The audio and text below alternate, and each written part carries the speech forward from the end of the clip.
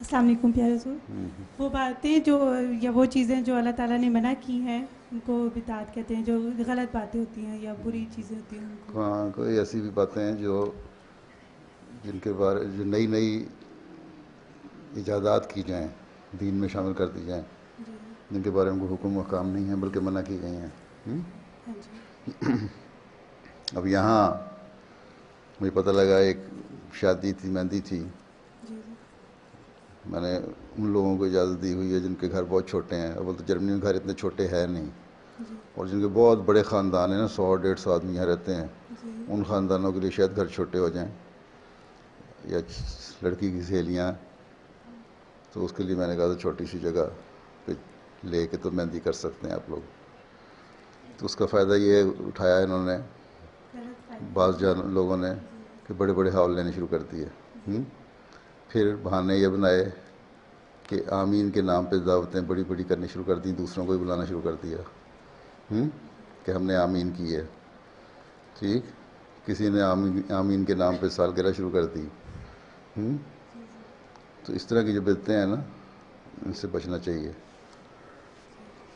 تو فی الحال تو میں نے کوئی سختی نہیں کی اس مہندی والی پہ, لیکن آئندہ ضرور ہو جائے گی.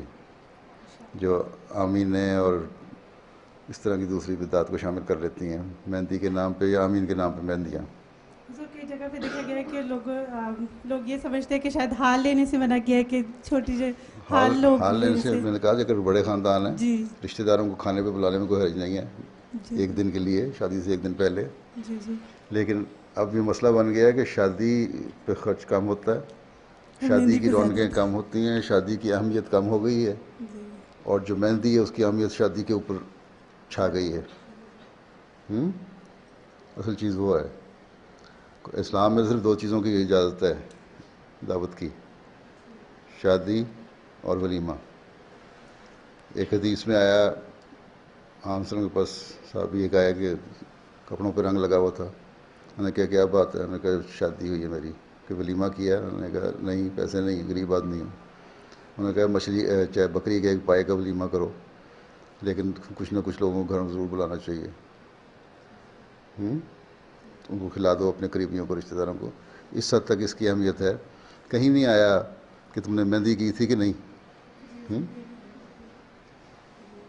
حضور آپ ہمارے لیے دعا کریں کہ ہم اس طرح کی چیزوں سے دور رہیں, ہم مہندی نہ خاص کر کریں؟ دور اچھا, جن کی یاد رکھیں. شادیاں نہیں ہوئی وہ مہندی نہ کریں.